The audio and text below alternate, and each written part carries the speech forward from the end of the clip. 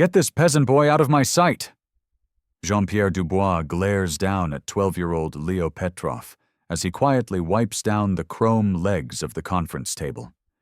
His small hands grip the microfiber cloth, trying to stay invisible. He kicks the base of the table, making the boy flinch.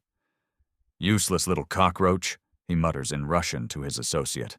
"The janitor's worthless son." His associate chuckles. He's as dim-witted as his potato-farming father. Jean-Pierre grabs Leo's shoulder, his platinum watch digging into the boy's worn sweatshirt. "You understand nothing, do you, little serf?" Leo looks up for a second, his pale blue eyes meeting his. He says nothing, just continues his methodical polishing. Jean-Pierre shoves him aside. "These American idealists will steal their 800 million in data while this trash cleans up after us." Jean-Pierre straightens his $15,000 custom-tailored jacket, stepping on the spot Leo just cleaned. But here's what he doesn't know. This worthless child understands every single word he's saying, every insult, every detail of his cybercrime plan. And in exactly 48 hours, he'll use that knowledge to bring his entire tech empire crashing down. The hum of the server room fills the air as Leo helps his father, Mikhail, organize cleaning carts. The sterile smell of electronics mingles with the faint scent of ammonia. "Papa," Leo whispers, glancing towards the glass doors. "That man today, Mr. Dubois, he said terrible things." Mikhail doesn't look up from sorting recycling bins. "Son, you know better than to listen to the talk of powerful men. Just keep your head down." "And he said he's going to steal Ms. Vance's data." Leo's voice trembles. $800 million. Mikhail freezes, a bundle of cardboard hovering in his hands. "What are you talking about, Leo? You don't speak Russian." "Yes, I do, Papa." Leo's words tumble out in a rush. "He called me trash. Called you a potato farmer. Said Americans are naive and he's going to trick them with backdoors in the software."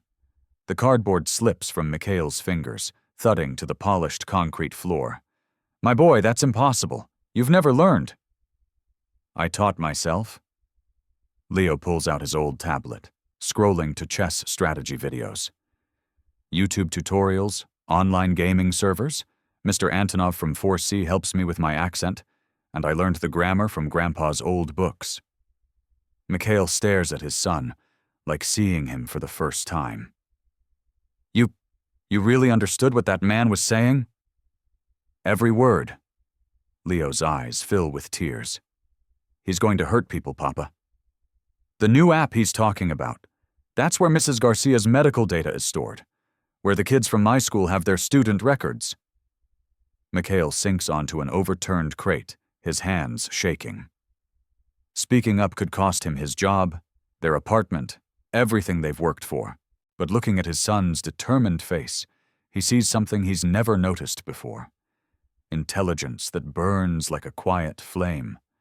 A moral compass that points true north. "What exactly did he say, son?" Leo takes a deep breath. He said Wednesday would be too late to stop the data transfer. "Papa, we have to tell someone. We have to tell Miss Vance." "Miss Vance?" Mikhail's voice cracks. "Son, she's not going to listen to us." We're just what, Papa? Just the janitors? Just nobody?" The question hangs in the air like a challenge. The night security chief's hand hovers over his radio as Mikhail approaches the top floor, Leo trailing behind in his hoodie and sneakers.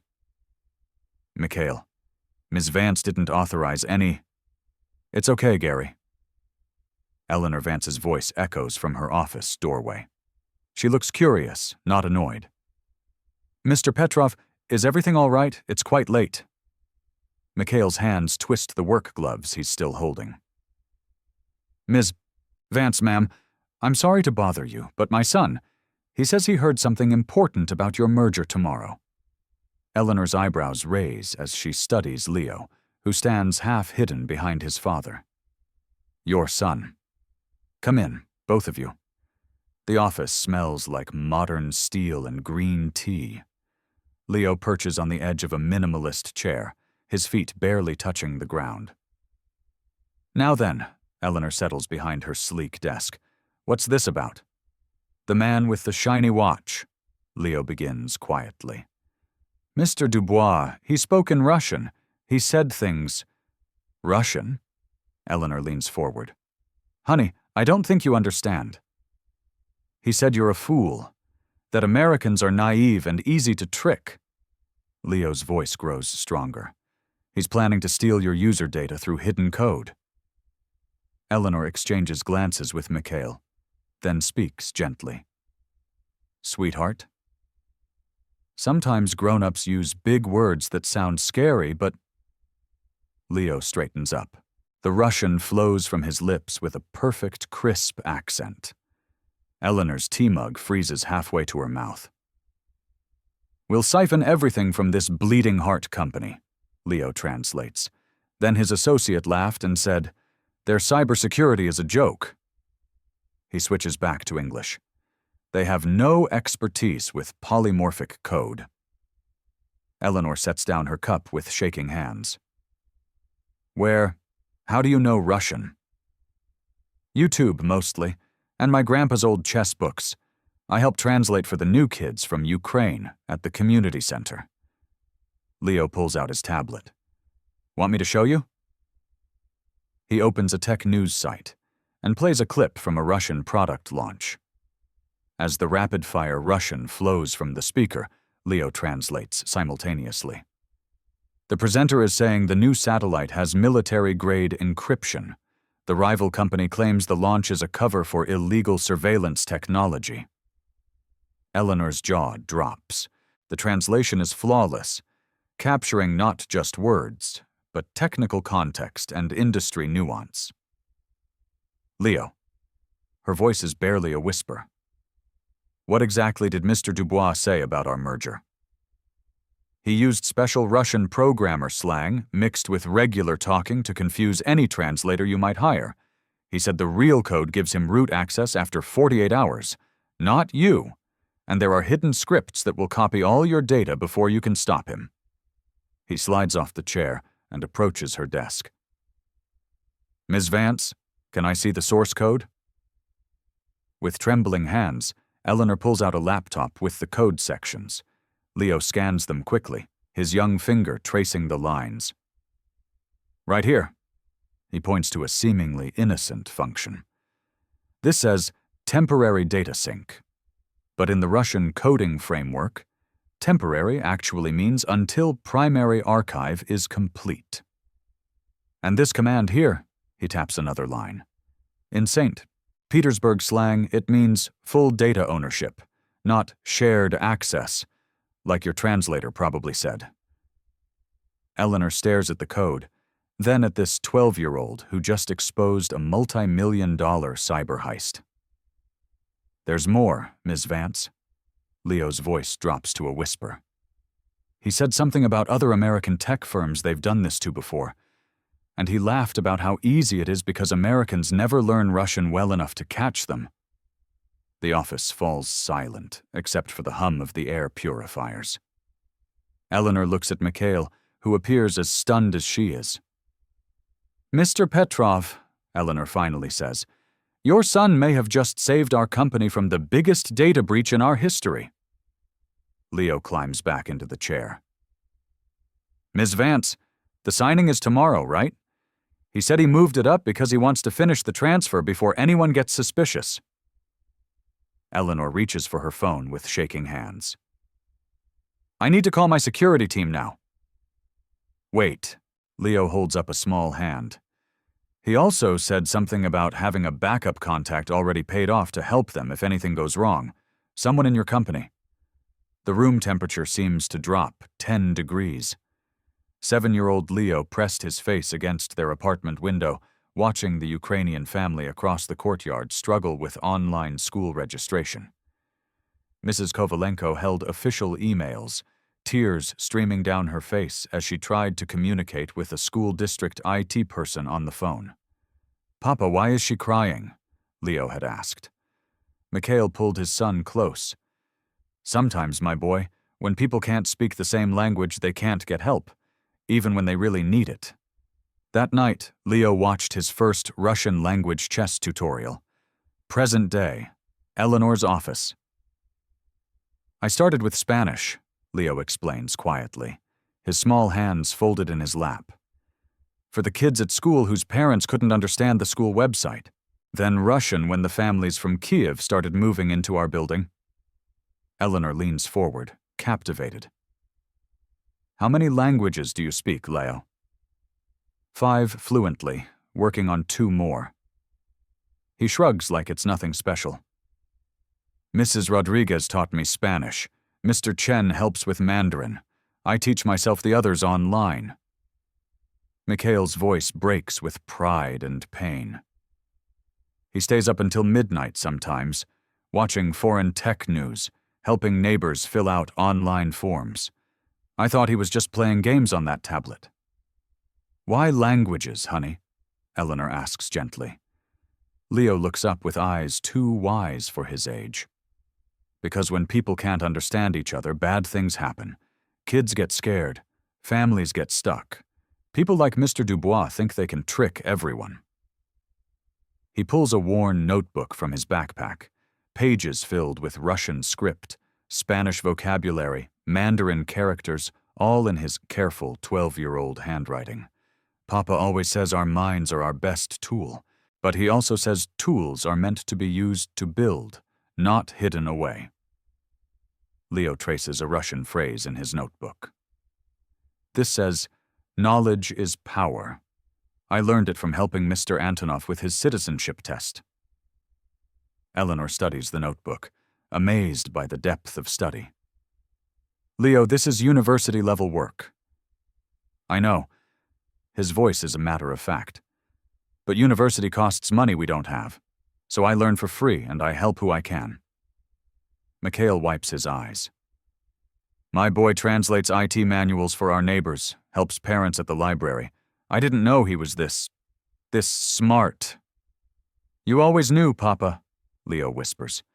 You just didn't know other people would listen. Wednesday morning. Conference room. I need you to be my secret weapon, Eleanor whispers to Leo as they stand outside the glass conference room. Can you handle that? Leo nods, clutching his tablet. Inside, he can see Dubois pacing while speaking rapidly into his phone in Russian, of course. Remember, you're just here with your dad while he works. Act like a normal kid. Can you do that? Yes, ma'am. But his hands tremble as he pulls out a drawing app on his tablet. Eleanor opens the door. Gentlemen, my apologies. Our facilities staff needs to finish up in here. They'll be very quiet. Dubois barely glances at Mikhail and Leo as they enter. To him, they're furniture. Leo spreads his supplies on the floor near the wall, close enough to hear everything but far enough to appear uninvolved. He starts sketching a robot, blue and silver legs taking shape, as Dubois continues his phone conversation. Da, vesio idiot po planu, he says into his phone. Yes, everything is going according to plan. Leo's stylus pauses for just a moment, then continues moving across the screen. Amerykanci niczego nie znają o polymorfnym kodzie. Ma использujemy tu języku, żeby polnością kontrolować projekt.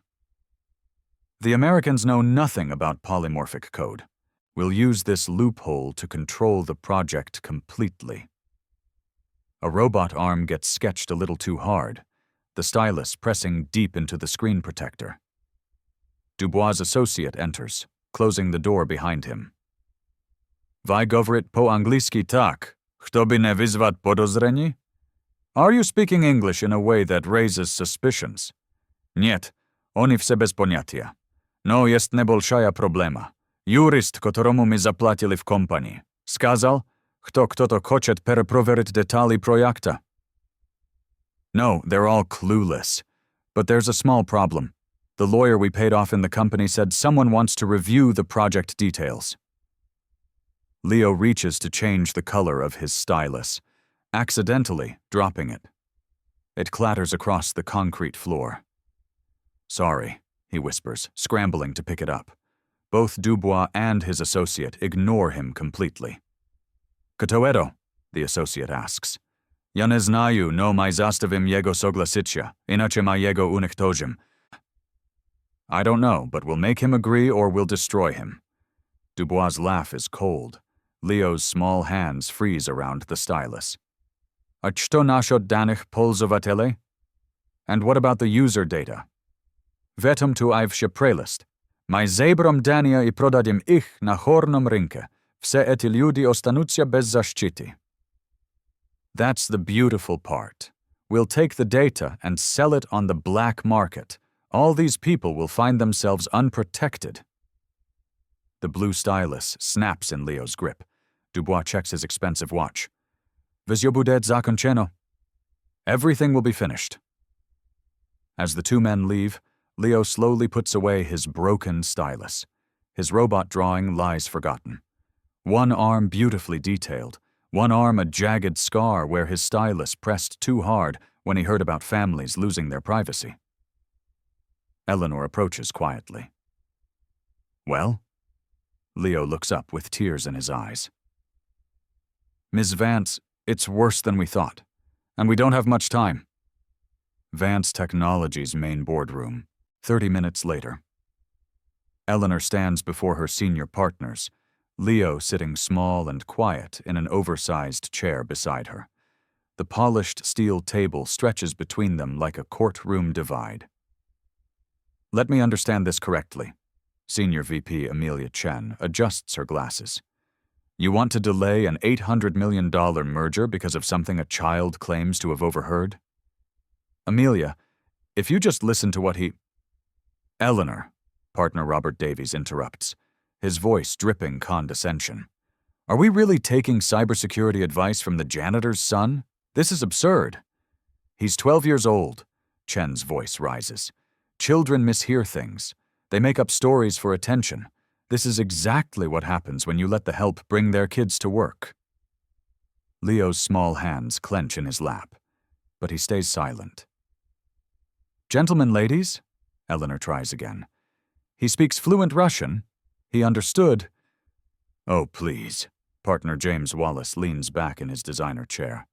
These kids watch too much YouTube. Probably picked up a few words from some video game and thinks he's a spy.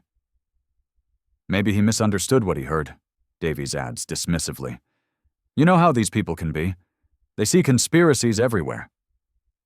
The room falls silent. The classist implication hangs in the air like poison gas. Mikhail shifts uncomfortably by the door, wanting to grab his son and run. Furthermore, Chen continues, even if this child did hear something, we have professional translators. We have code reviewed by the best minds from MIT. Are you suggesting we trust a 12-year-old over Caltech graduates? I'm suggesting, Eleanor's voice hardens, that we listen to someone who might have information we need. Wallace snorts. Information? Eleanor, he's a kid from the wrong side of the tracks. He should be in shop class, not in boardrooms making up fairy tales about international cybercrime. What's next? Davies laughs. Are we going to consult the maintenance guy about our IPO strategy? Ask the security guard to review our patents? That's enough. Eleanor slams her hand on the table. But Chen isn't finished. Eleanor, I understand you want to be progressive, but this is a business, not a charity. We can't make decisions based on the fantasies of some janitor's boy. Watch your mouth, Amelia. Or what? You'll have me fired for speaking the truth? This little boy needs to be back where he belongs, at home, playing video games, not pretending to understand adult business. Leo finally speaks, his voice barely above a whisper. May I ask Mr. Davies something? The partners exchange glances. Chen rolls her eyes. Go ahead, honey, Eleanor encourages. Leo looks directly at Davies. You quoted Blaise Pascal in your intro, but you misattributed the quote.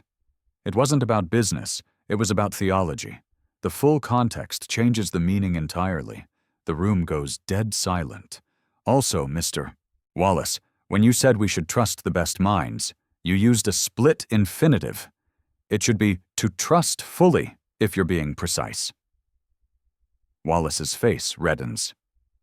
And, Ms. Chen, you said, these people, twice. I counted. My papa taught me that when someone says, these people, they usually mean, people I don't respect. Chen's mouth opens and closes like a fish. Eleanor smiles grimly. Now, shall we test his Russian? Or are you convinced that intelligence doesn't come with a zip code? The senior partners shift uncomfortably in their expensive suits, suddenly very interested in their legal pads. Boardroom. 45 minutes before signing. Eleanor turns to her humbled partners. Gentlemen, ladies, meet our new cybersecurity consultant. Leo, are you ready to help us save this company? The senior partners sit in stunned silence as Eleanor outlines the plan. Dubois' team will be here in 30 minutes for final negotiations. Leo will sit quietly in the corner with his tablet, appearing to play a simple game. In reality, he'll monitor all Russian communications and feed them intelligence. Chen starts to object, but Eleanor cuts her off. Amelia, unless you suddenly learned Russian overnight, I suggest you listen. Leo opens his tablet and shows them a simple puzzle game. I'll use this to send you signals. Red gem means they're lying. Blue gem means important information. Green gem means they're telling the truth about something. That's actually quite sophisticated, Davies admits reluctantly. The boardroom doors open. Dubois strides in with his legal team, speaking rapid Russian to his associate. Podpisanie. Dengi budut polnościu w naszych rukach. The signing. The money will be completely in our hands. Leo's finger moves across his tablet screen. To anyone watching, he's just playing a game, but he taps a red gem that appears as a notification on Eleanor's phone. Gentlemen, welcome. Eleanor greets Dubois' team warmly.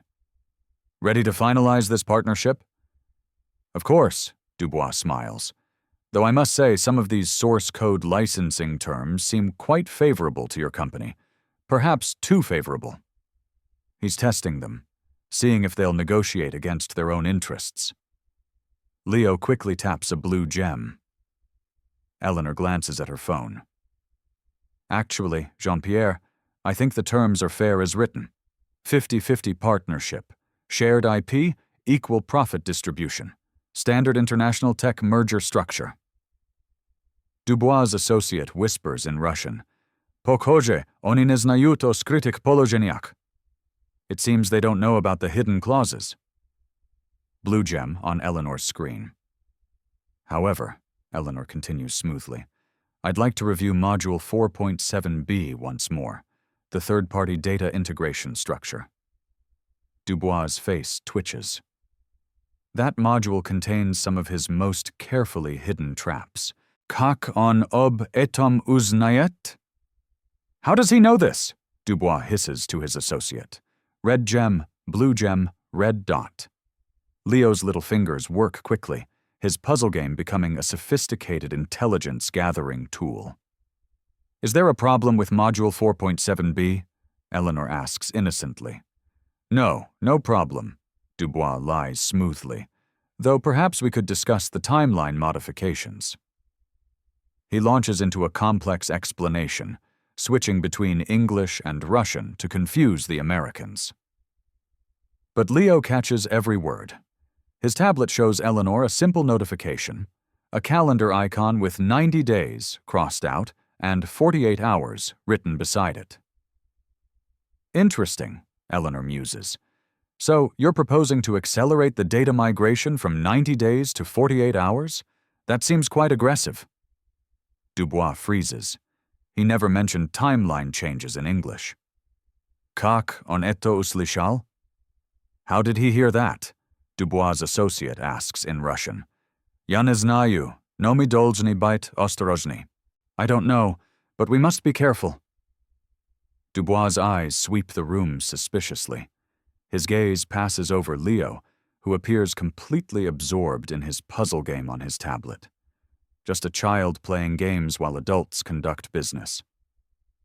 "Mr. Dubois," Eleanor says calmly, "I think we need to discuss the real terms you're proposing. All of them. In detail." Dubois' confident smile begins to crack. Wallace whispers to Chen, "How is Eleanor doing this?" Chen watches Leo's innocent face as the child continues his game, then whispers back, "I think we owe someone an apology." Eleanor's private office. During the recess, Eleanor closes her office door and sits across from Leo in the small seating area, away from the imposing desk. For the first time all day, she's not a powerful CEO, just a mother figure talking to a remarkable child. "Can I tell you something, Leo?" Her voice is gentle, vulnerable. "When I was your age, nobody listened to me either." Leo looks up from his tablet, surprised. "I grew up in a small town in Pennsylvania. My dad was a coal miner. My mom was a waitress." Eleanor's eyes grow distant. "I was the first person in my family to go to college. You know what my high school guidance counselor told me?" "What?" "Kids like you don't become CEOs. You should aim for something more realistic." Eleanor shakes her head. "I was angry for years, but then I realized something. Being underestimated can be a superpower." "How?" "Because when people expect nothing from you, you can surprise them, like you did today." Eleanor leans forward. "But Leo, I need you to know something important. What happened in that boardroom? That wasn't just about business." "What do you mean?" "My son Alex is your age. He's smart. Not as smart as you, but smart. And sometimes he comes home from school upset because kids make fun of him for being in the robotics club, for knowing too many answers." Her voice cracks slightly. "If someone dismissed Alex the way my partners dismissed you today, I'd be heartbroken." Leo fidgets with his broken stylus. "People think I'm weird because I like coding more than sports." "You know what's weird? A world where a 12-year-old has to save adults from their own ignorance." Eleanor smiles sadly. "Leo, what you did today, understanding those Russian conversations, catching that malware, that wasn't luck. That was years of hard work, dedication, and natural brilliance. I just wanted to help people like the Ukrainian kids at the community center who can't talk to their teachers. And that's exactly why you're special. You didn't learn 5 languages to show off. You learned them to serve others." Eleanor's voice grows firm with conviction.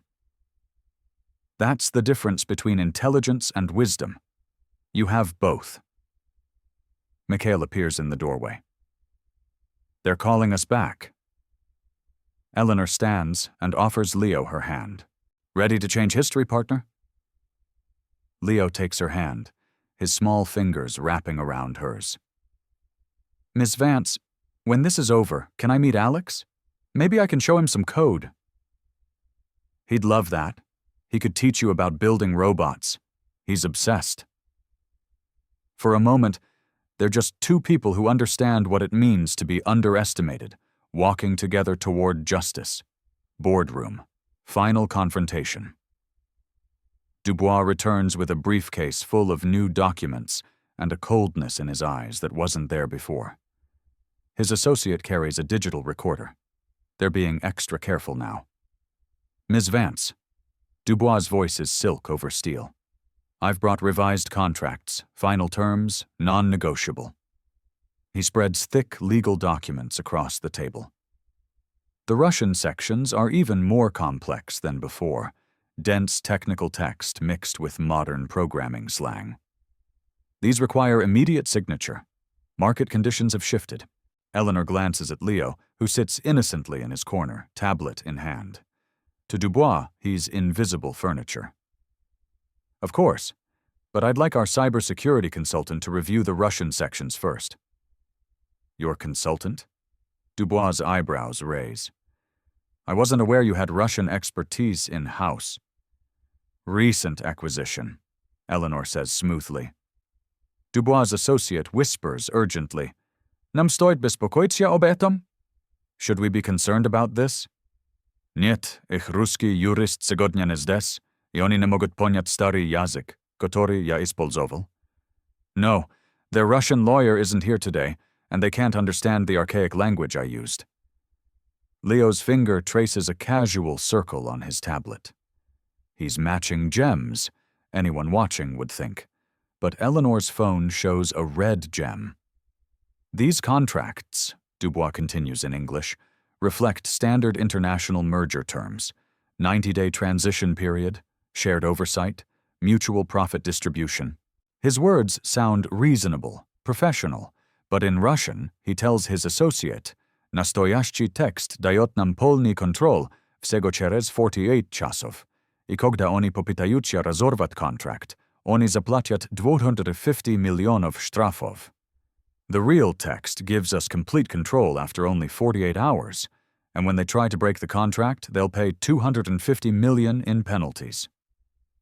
Blue gem, red gem, blue gem on Eleanor's screen. Leo matches a sequence of gems that looks like a house with numbers, 48 hours and $250 million. Interesting timeline, Eleanor muses, studying the English version. I see 90 days mentioned here, but I'm curious about enforcement mechanisms. Dubois freezes. The English version clearly states 90 days. How does she know about the 48 hours? Tishina. Mojet bait, eto bila dogadka. Quiet. Maybe it was a guess, the associate hisses. Red gem appears on Eleanor's phone. Mr. Dubois, could you clarify the penalty structure? The Russian seems quite comprehensive. Dubois' confidence cracks. What penalty structure?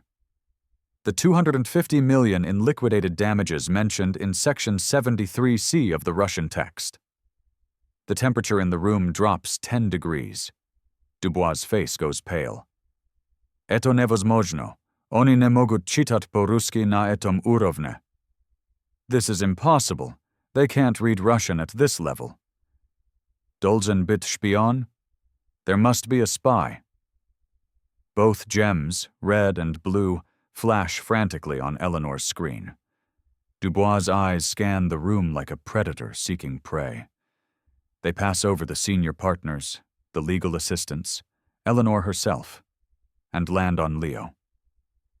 The little boy sits quietly, playing his puzzle game, completely absorbed in his childish pastime. Dubois stares at him for a long, suspicious moment. Then he walks over to his chair. Little boy, his voice is deceptively gentle. What are you playing? A game, Leo answers without looking up, continuing to play. Как тебя зовут, маленький мальчик? What's your name, little girl? The question is a trap. If he understands, he'll react. Leo continues playing, showing no sign he heard anything unusual. Тебе нравятся игры? Do you like games? Still no reaction. Dubois relaxes slightly. Just a stupid child, after all. But then he notices something. Leo's finger paused for just a microsecond when he spoke Russian. Taj uverin, что он не понимает? You're sure he doesn't understand? He asks his associate. This time, Leo's hand definitely trembles. Dubois' eyes narrow.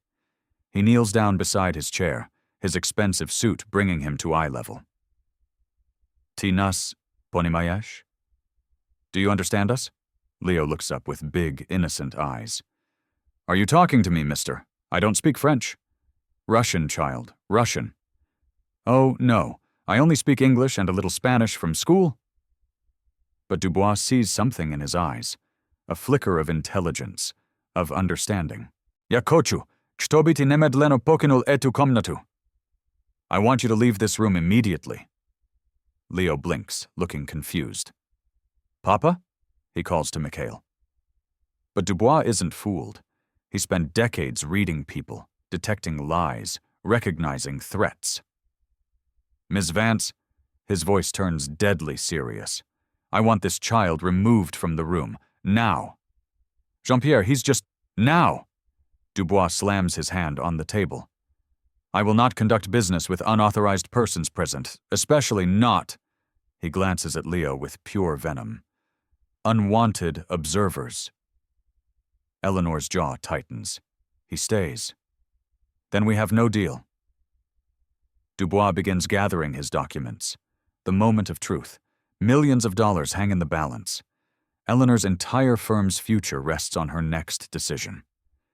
She looks at Leo, this brave little boy who's risked everything to expose the truth. Leo, Eleanor says clearly, would you please tell Mr. Dubois in Russian exactly what you heard him say about the $250 million penalty clause? The room goes dead silent. Dubois' face turns white as paper, and Leo stands up, looks Dubois directly in the eyes, and speaks in perfect, crystal-clear Russian. I heard you say that the real text gives you complete control after only 48 hours, and that the Americans will pay $250 million in penalties when they try to break the contract. Dubois staggers backward like he's been shot. The stupid little peasant boy just destroyed his entire criminal empire. Boardroom. The dramatic reversal.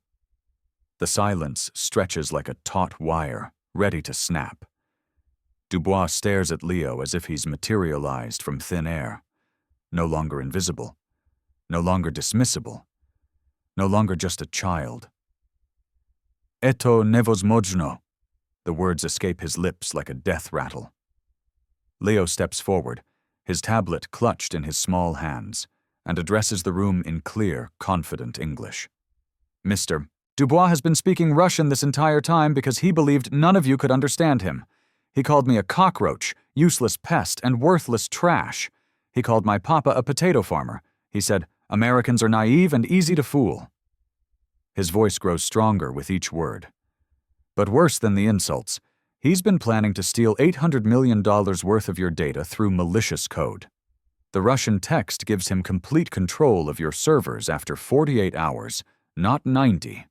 If you try to stop him, you pay $250 million in penalties. And the user data from millions of families? He plans to sell it all on the black market. Dubois' associate bolts for the door, but Eleanor's security team, quietly summoned during the recess, blocks his exit. Furthermore, Leo continues, pulling up his tablet, I recorded everything. He taps the screen. Dubois' voice fills the room, speaking in Russian with English subtitles scrolling across the tablet. We'll siphon everything from this bleeding heart company. Their cybersecurity is a joke. We'll make him agree or we'll destroy him. The people will find themselves unprotected. Chen's hand flies to her mouth. Wallace goes pale. Davies stares at Leo like he's seeing an angel. You recorded me? Dubois' voice is barely a whisper. I recorded everything, Mr. Dubois, including you laughing about how you've done this to other American companies before, including you mentioning the backup contact you bribed in this firm. Eleanor steps forward. Jean-Pierre Dubois, I'm canceling this merger effective immediately. Furthermore, I'm reporting attempted wire fraud to the FBI, the Securities Exchange Commission, and international authorities. Wait, Dubois raises his hands desperately. Please, let me explain. Explain to a federal judge, Eleanor cuts him off. But Leo isn't finished. He walks directly to Dubois, this small 12-year-old boy facing down a man who tried to steal nearly $1 billion. Mr. Dubois, his voice is calm, mature beyond his years. Do you remember what you called me when I was cleaning the table? Dubois' mouth opens and closes soundlessly. You called me a useless little cockroach and told someone to get me out of your sight. You kicked the table I was cleaning. You grabbed my shoulder so hard it left a mark. He pulls down the collar of his hoodie, showing the faint red marks from his watch. But you know what's funny? While you were busy thinking I was worthless, I was busy saving $800 million in assets and protecting millions of families from losing their privacy.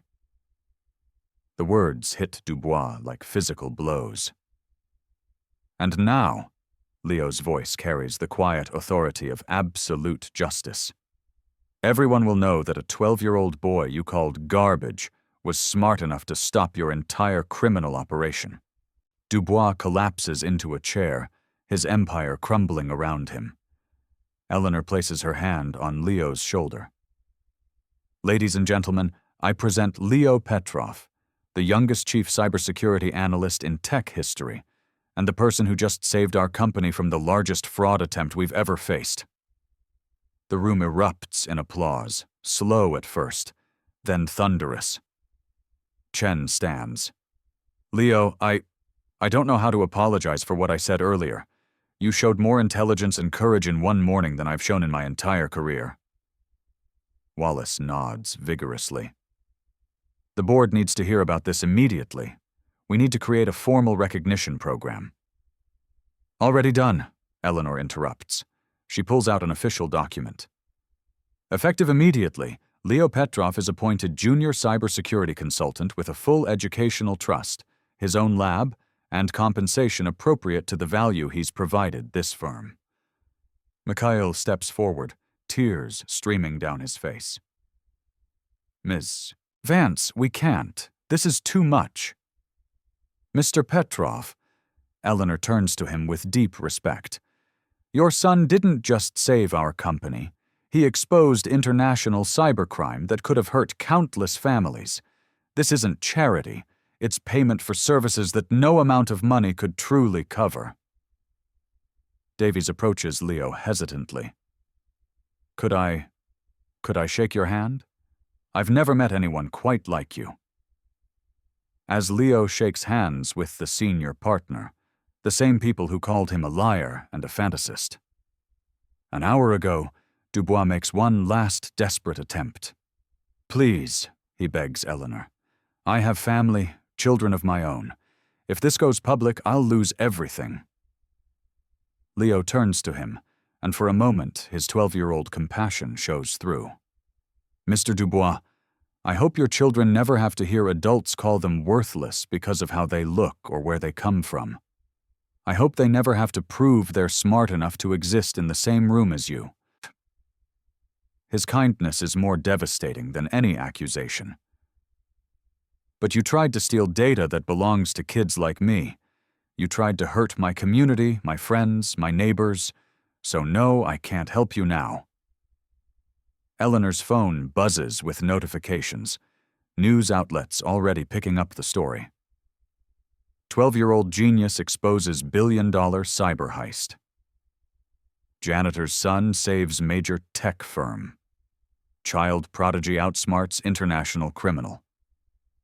Leo, Eleanor kneels down to his level. There are going to be reporters, interviews, maybe even job offers, but I want you to know you never have to be anyone's symbol or spokesman. You're a child first, a genius second. Can I still help the Ukrainian kids with their translation? You can do whatever makes you happy. Chen clears her throat awkwardly. Leo, would you be willing to teach some of us basic Russian? I realize we have significant gaps in our international capabilities. Leo looks up at the woman who called him the janitor's boy just hours ago. Of course, Miss Chen. Learning new languages is fun. Even grown-ups can do it if they try really hard. The gentle innocence of the response, devoid of malice despite the earlier cruelty, brings tears to Chen's eyes. As FBI agents arrive to arrest Dubois and his associate, Leo sits in Eleanor's chair behind the massive steel desk, his small frame dwarfed by the executive furniture, but his presence commanding the entire room. The worthless trash Dubois tried to sweep away has become the most powerful person in the building. And he's only 12 years old. 1 year later, Vance Technologies. The brass nameplate on the lab door reads, Leo Petrov, Junior Cybersecurity Analyst. Inside, 13-year-old Leo sits at a custom-built workstation, reviewing code in 3 different languages, while his homework lies open nearby, advanced physics that would challenge most college students. His office walls display certificates of recognition from the FBI, the Department of Homeland Security, and 3 universities offering him early admission. but the spot of honor goes to a framed photo. Leo teaching coding to a group of refugee children at the community center, all of them laughing at something he's written on the whiteboard. A soft knock interrupts his concentration. Eleanor enters with a young boy who looks remarkably like her. "Leo, I'd like you to meet my son, Alex." Alex, sandy-haired and shy, clutches a small robot and stares at Leo with a mixture of awe and nervousness. "Mom says you speak like 100 languages," Alex whispers. "Only 7 fluently," Leo grins, closing his textbook. "But I'm working on Japanese." "Want to hear something cool in Russian?" "Really?" "Я люблю робототехнику." Leo points to Alex's robot. "That means I love robotics, too. My friend Ivan taught me all the tech words when he moved here from Kharkiv." Alex's face lights up. Could you teach me to say logic gate in different languages?" For the next hour, the two boys sit cross-legged on Leo's office carpet, teaching each other. Alex demonstrating his robot's functions, while Leo provides multilingual technical commentary that has them both giggling. Eleanor watches from the doorway, remembering how a year ago her colleagues dismissed this brilliant child as worthless trash. "Ms. Vance?" Mikhail appears beside her, wearing the professional attire of his new position as Director of Facilities and Community Engagement. "The scholarship committee is ready for you." In the main boardroom, the same room where Dubois once called Leo garbage, Eleanor addresses a diverse group of teenagers and their parents. The Leo Petrov Initiative has approved full educational scholarships for 15 students this year, she announces. Each recipient was nominated by someone who saw potential that others missed. The recipients include a self-taught coder from a rural town, a teenage single mother pursuing a degree in network security, a young man whose ADHD masked his programming genius, and a nonverbal girl whose ability to communicate through code makes her a natural for AI development. "But before we celebrate," Eleanor continues, "I want you to hear from someone special." Leo enters the room. No longer the invisible child with the cleaning cart, he wears a simple blazer and carries himself with quiet confidence that commands immediate respect. "A year ago, a very powerful man looked at me and saw nothing but a useless peasant boy," he begins. "He thought I was too young, too poor, too different to matter. He was wrong." He pauses, looking at each scholarship recipient. "But here's what I learned. He wasn't wrong because I'm special. He was wrong because every person in this room is special. Every person has gifts that the world needs, even if the world doesn't know it yet." A teenage mother wipes tears from her eyes. "The hardest part isn't proving you're smart enough or good enough. The hardest part is believing it yourself when everyone around you says you're not." Leo's voice grows stronger. "I'm here to tell you, you are enough. You are worthy. You are brilliant. And someday you'll get the chance to prove it." He turns to address the room at large.